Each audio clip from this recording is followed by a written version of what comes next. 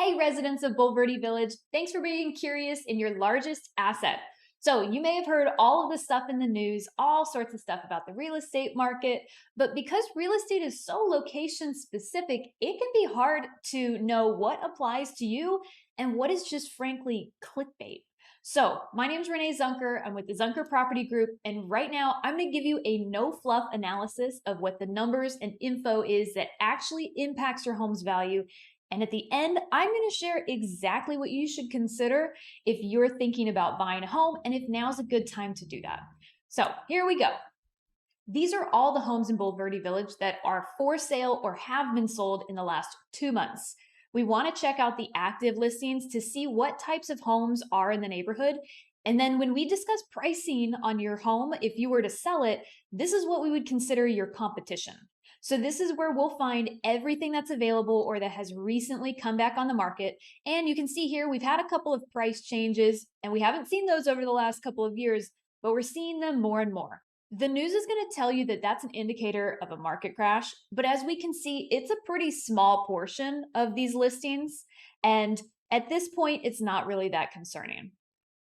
Next, we have the pending listings. So you can see we have 3 pending listings, and they're anywhere from about $300,000 to $499,000.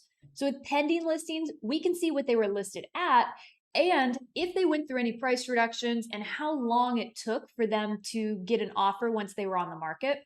But we don't know what that offer is until it closes. So having 3 pending listings still shows us that we still have buyers out there shopping and buying homes.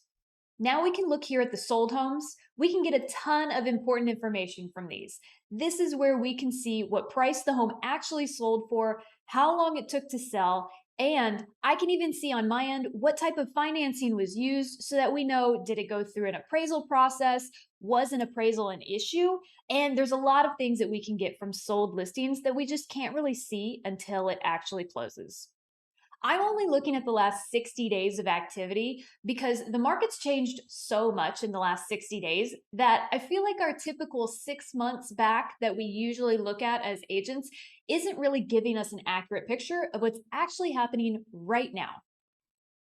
So what's important for us to look at here is that the average price per square foot was about $169 a square foot. And we sold anywhere from $263 a square foot to $136, and our average was $169. We can see that the days on market was anywhere between 64 days and 6 days, with our average being right at 22 days.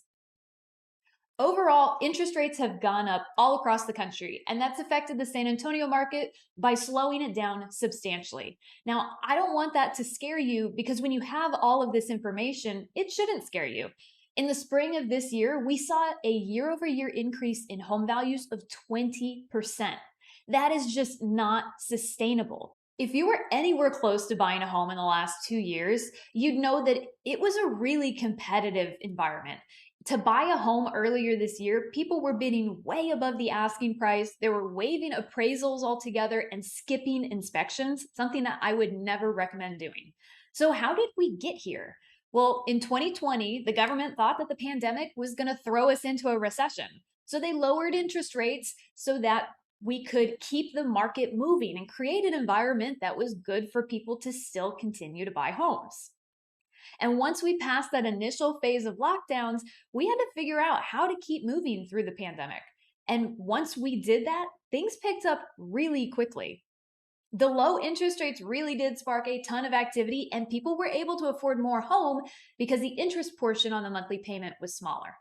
So as we got later into 2020 and into 2021, by this time, remote work had picked up in popularity, and the work from home movement really allowed people the opportunity to decide where they wanted to live. Austin brought in a lot of attention to Texas, and with San Antonio being the lowest home prices out of all of the Metroplex areas, it was a great choice for people. So we had a ton of people that wanted to move here because of those conditions, and we had so many buyers moving here and not enough homes to sell them. So that's when we would have like 5 to 10 ready, willing, and able buyers all wanting to buy the same home. And that's what sparked these over asking price offers. That spike in demand is really what led to the spike in prices. And so, as long as people were continuing to buy these homes above the asking price, that trend was going to continue. It's kind of like someone at the Fed turned on the faucet of low interest rates in 2020 and then just kind of forgot that it was on. By the time they realized that there was a problem and that interest rates could help solve it, the damage of year over year skyrocketing prices was already done. And now we're seeing them try to correct that with raising the interest rates. I wanted to recap that journey to emphasize that that type of environment for real estate was not normal. So, is the real estate market crashing? No. Is it more expensive now to buy a home than it was over the last 2 years? Absolutely. But does that mean that you should wait to buy? That really depends on you and your situation. If you're wondering if buying a home is right for you, some questions that you might ask yourself is, am I going to be in the same location for the next 3 to 5 years? If the answer is yes, then by all means, yeah, you should be paying your own mortgage instead of your landlord's.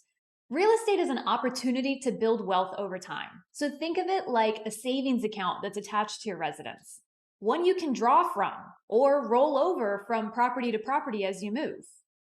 This might not be dream home buying season, but this is a great time to find an opportunity for a long-term investment. The days where you had to offer 10K over the asking price and waive appraisals and inspections, those days are behind us.